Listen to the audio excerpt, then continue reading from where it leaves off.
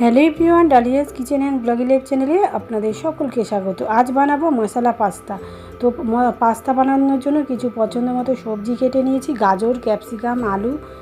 আর এদিকে আমি একটা বাটিতে জল বসিয়ে দিয়েছি, আর সেই জলটা গরম হয়ে গেছে, গ্যাসে বসিয়েছি। আর তারপরে জলের মধ্যে একটু তেল দিয়ে দিলাম, সাদা তেল। এখন এই যে পাস্তা দিয়েছি, ম্যাক্রোনি পাস্তা আর লম্বা পেঁচানো পাস্তা দুটো মিশিয়ে আমি বানাচ্ছি। তো জলটা ফুটে উঠেছে, আর এই পাস্তাটা খেতে কিন্তু অসাধারণ লাগে। একবার এইভাবে বানিয়ে খেয়ে দেখবেন, কেমন লাগে কমেন্ট করে আমাকে জানাতে ভুলবেন না যে কেমন হয়েছিল। এরপরে কড়াইতে আমি সাদা তেল দিলাম, তেলের মধ্যে একটু লবণ দিয়ে দিলাম।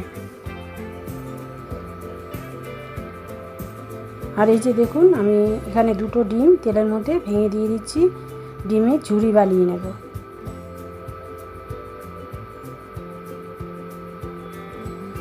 তো এই যে ঝুরি বানিয়ে নিচ্ছি, ডিমটাকে একটু ভালো করে ভাজা হতে দেব।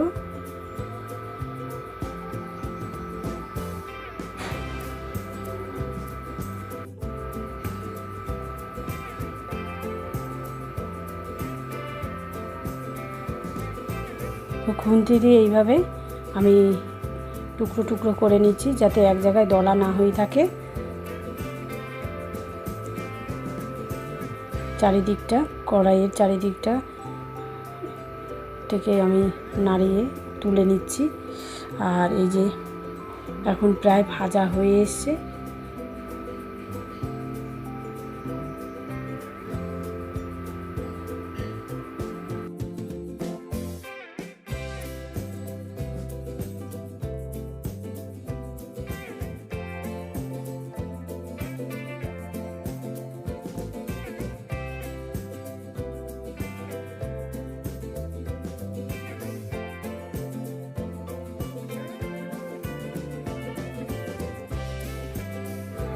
ডিমের ঝুড়িটা ভাজা হয়ে গেছে, এখন আমি তুলে দিচ্ছি।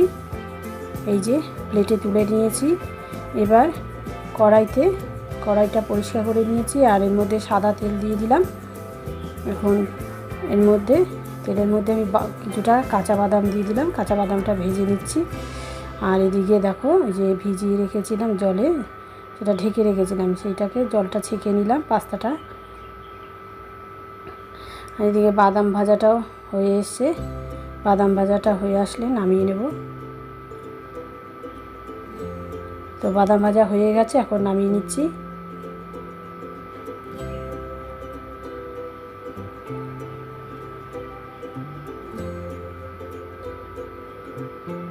এখন এই তেলের মধ্যে দিয়ে দেবো সবজিগুলো। এখানে আছে আলু, ক্যাপসিকাম, গাজর।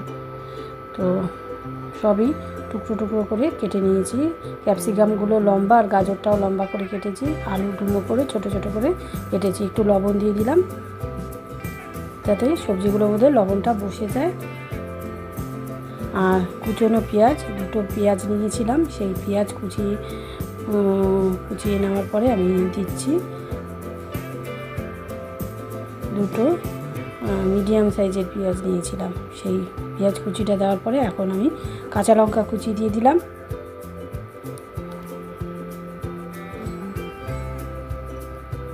তো এখন এটাকে ভাজা হতে দেব। সব কিছু ভাজা হয়ে গেলে পরে আমি ফিরে আসছি। তো এই যে ভাজা হয়ে গেছে প্রায়।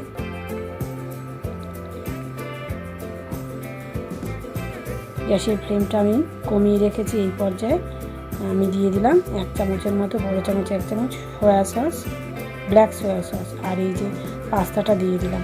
এবার পাস্তাটা নাড়িয়ে নিচ্ছি, সবজির সাথে মিশিয়ে নেব, আর একটু ভেজে নেব, তাহলেই হয়ে যাবে। তার সাথে কিছু জিনিস, মেন যে মশলা, সেটা আমি অ্যাড করতে হবে। আর এখানে আমার ফ্রোজেন মটরশুঁটি ছিল, সেইটা আমি দিয়ে দিলাম। আর এই যে বাদাম আর ডিমের ঝুড়িটাও দিয়ে দিলাম, ভেজে রাখা বাদাম, ডিমের ঝুড়ি। এবার একটু ভাজা হতে দেব, নামানোর আগে মশলা দিয়ে নামিয়ে নেব। তো এই যে আমি অরিগানো মশলা নিয়েছি, মিক্স অরিগানো, সেই অরিগানো মশলাটা একটু বেশি পরিমাণে দিলাম। তাই আপনারা চাইলে ম্যাজিক মশলাও দিতে পারেন। তো আমার এটাই খুব খেতে ভালো লাগে, ওই জন্য আমি এইভাবেই বানাই। তো এখন প্রায় হয়ে গেছে, আমি নামিয়ে নিচ্ছি প্লেটে।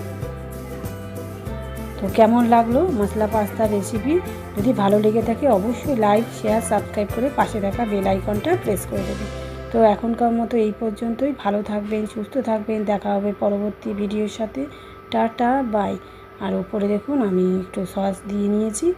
এখন পরিবেশনের জন্য একদম রেডি।